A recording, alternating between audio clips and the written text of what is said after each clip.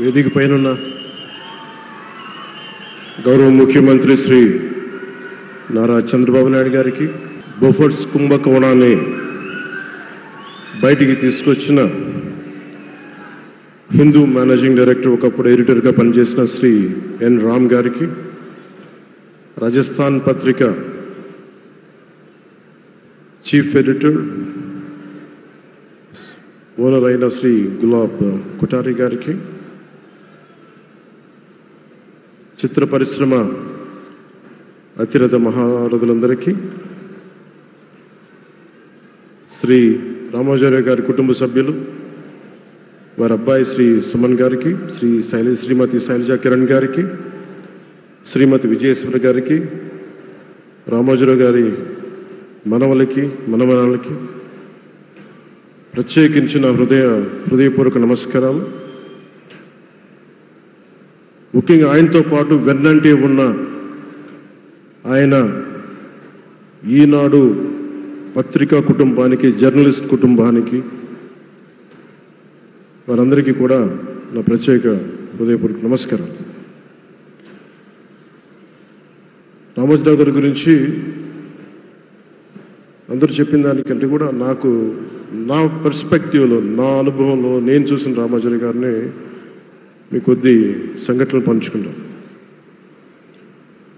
రామోజీరావు గారు నాకు సినిమాలు ఉన్నా కానీ నాకు పరిచయం లేదు. ముందు షూటింగ్ ఆయన స్టూడియోస్లో చేసినా కానీ ఫస్ట్ టైం పాలిటిక్స్కి ఎంటర్ అయిన తర్వాత 2008లో ఆ సమయంలో ఆయన్ని కలవటం జరిగింది.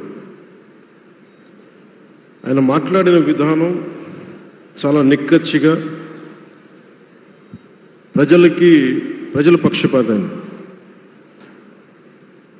ఆయన మాట్లాడుతున్నంతసేపు నాకు మైండ్లో ఒకటే అనిపించింది, మనసులో జర్నలిస్టిక్ వాల్యూస్ని కాపాడటానికే ఆయన ఉన్నారు. ప్రజాక్షేమం, ప్రజా సంక్షేమం, ఈ పర్స్పెక్టివ్లోనే, ఈ కోణంలోనే ఆ చర్చ జరిగింది. నన్ను ఒకే ఒకసారి ఆయన 2019లో ఒక లంచ్కి ఆహ్వానించిన వారి కుటుంబ సభ్యులతోటి.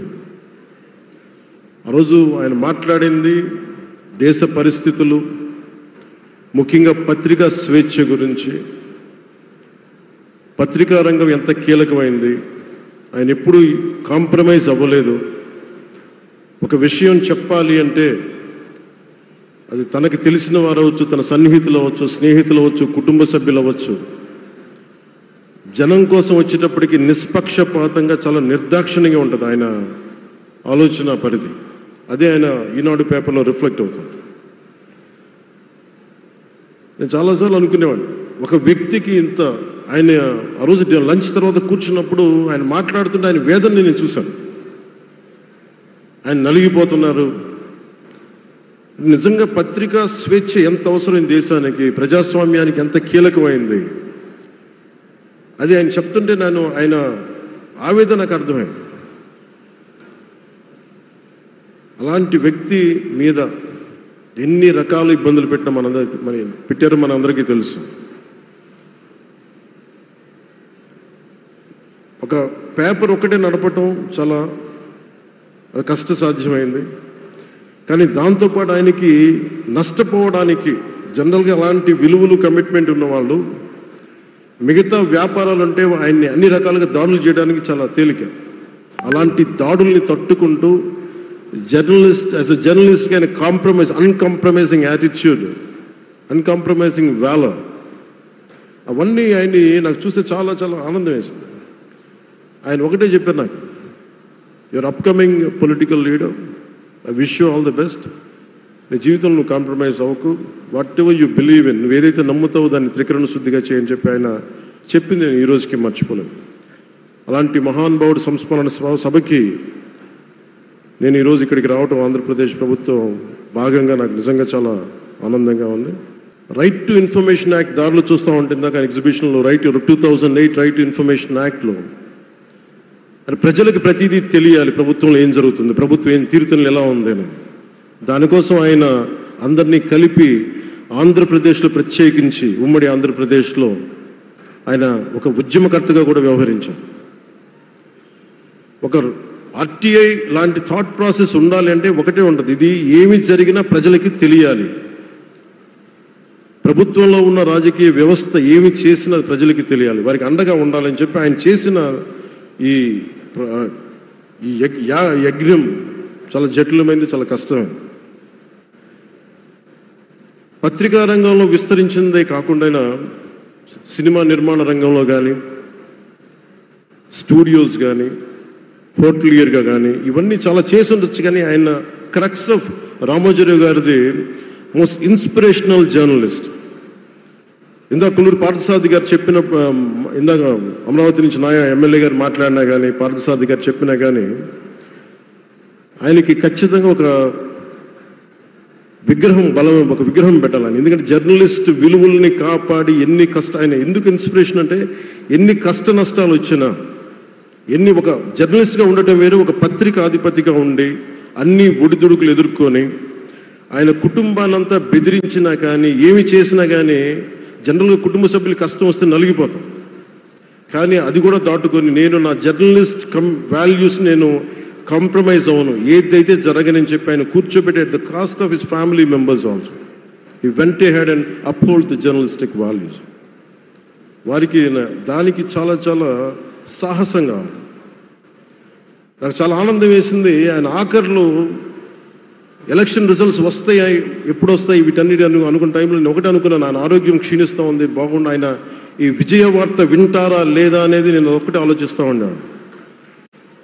సో నేను శ్రీమతి శైలజా కిరణ్ గారిని, సుమన్ గారిని, శ్రీమతి విజయశ్రీ గారిని అడిగినప్పుడు నేను ఒకటి అడిగాను, ఆయన విన్నారా అండి, ఆయనకి మాటలు వినిపించినాయా? అందరూ చెప్తారు ఆయనకి వినిపించట్లేదంటే, లేదు, చాలా ఒక 24 గంటలు ఆ విజయాన్ని దశాబ్దం పాటు నలిగారు, దశాబ్దన్నర పాటు నలిగి ఆయన్ని నలిగిన తర్వాత ఆయన అలాంటి వ్యక్తి విజయ వార్త వినకపోతే అక్షోభిస్తుందేమో ఆత్మని అనిపించేది. కానీ విజయ వార్త వినే ఆయన పరమదించారు. అందుకు నాకు చాలా ఒక తృప్తినిచ్చింది. అలాంటి మహానుభావులకి నా నివాళులు అర్పిస్తూ ఆయన నుంచి ఎవరైనా నేర్చుకోవాల్సింది, ప్రజాస్వామ్యాన్ని పరిరక్షించడానికి ఎవరి స్థాయిల్లో, ఒక పత్రికాధిపతిగా కావచ్చు, ఎవరు ఏ స్థాయిలో ఉన్నా దాన్ని మనం కాపాడాల్సిన అవసరం ఉంది. అలాగే ఆయన జర్నలిస్టిక్ వారసత్వ ప్రవాహం అంటే ఉదాహరణకి ఈనాడు, ఈటీవీ తాలూకు ప్రజెంటేషన్ ఆఫ్ న్యూస్ చాలా న్యూట్రల్గా, అన్బయాస్డ్గా ఉండదు. ఏదైనా విషయం చెప్పేటప్పుడు నా గురించి ఎంత రాస్తారో, నన్ను తిట్టాలనుకున్నప్పుడు అంతే తిడతారు. అంటే నువ్వు చేసే పనిని బట్టే గుర్తిస్తారు తప్ప నాకు తెలుసు కదా అని చెప్పి మళ్ళీ దానికి ఫేవరెటిజం ఉండదు. అది తెలుగుదేశం పార్టీ కావచ్చు, ఇంకొక పార్టీ కావచ్చు, కాంగ్రెస్ కూడా కావచ్చు. కాంగ్రెస్ చేస్తే కాంగ్రెస్ని ఆయన్ని పైకెత్తిన సందర్భాలు ఉన్నాయి. అలాగే ఏ పార్టీ తప్పులు చేసి నచ్చని, ప్రజలకి ఇబ్బందికరమైన సంఘటనలు జరిగినప్పుడు ఏం మాత్రం వెనకాడకుండా ఫ్రంట్ పేజీలు వేసేవాడు. ఫ్రంట్ పేజ్లో మరీ చాలా బలంగా చేసేవాడు. సో అందుకే నాకు అనిపించింది ఒక జర్నలిస్టిక్ వాల్యూస్, ఆయన తాలూకు వారసత్వ ప్రవాహం ప్రతి జర్నలిస్టు పుణికిపుచ్చుకోవాలి, తీసుకోవాలి. ఒక నది ఒక ప్రవాహం వెళ్తున్నప్పుడు మన స్థాయి, అది నువ్వు ఒక చిన్న బకెట్తో తీసుకుంటావు, చెంబుతో తీసుకుంటావు, ప్రవాహంలో నీళ్లు అన్నట్టుగా రామోజీరావు గారి జర్నలిస్టిక్ వారసత్వ ప్రవాహాన్ని మనం ఎంత తీసుకుంటాం అనేది మన స్థాయిని బట్టి ఉంటుంది. అది ఒక మోటార్ వేసి ఒక ట్యూబ్ మనకి పైప్లో తోడుకునేలాగా ఉండొచ్చు, లేదంటే నా స్థాయి ఇంతే అంటే కూర్చోబెట్టి ఒక చెంబుతో తోడుకోవచ్చు. అలాంటి అపరిమితమైన ప్రవాహం, ఆగని ప్రవాహం, ఉధృతమైన రామోజీరావు గారి జర్నలిస్ట్ వారసత్వ ప్రవాహం ఈ రాష్ట్ర ప్రజలందరూ కూడా, తెలుగు ప్రజలందరూ కూడా దాని నుంచి మనకి ఒక స్ఫూర్తిని తీసుకోవాలని మనస్ఫూర్తిగా కోరుకుంటూ, నాకు అవకాశాన్ని ఇచ్చిన నా సహచర మంత్రివర్యులందరికీ, ఇక్కడికి వచ్చిన ప్రత్యేక ఆహ్వానితులుగా వచ్చిన జర్నలిస్ట్ పెద్దలందరికీ, పత్రికా ప్రతినిధులందరికీ, ఇక్కడికి వచ్చిన అతిథులందరికీ, విశిష్ట అతిథులందరికీ ప్రత్యేకమైన ధన్యవాదాలు తెలియజేసుకుంటూ, కృతజ్ఞతలు తెలియజేసుకుంటూ సెలవు తీసుకున్నాను. జై Hind. Thank you honourable deputy chief minister గారు.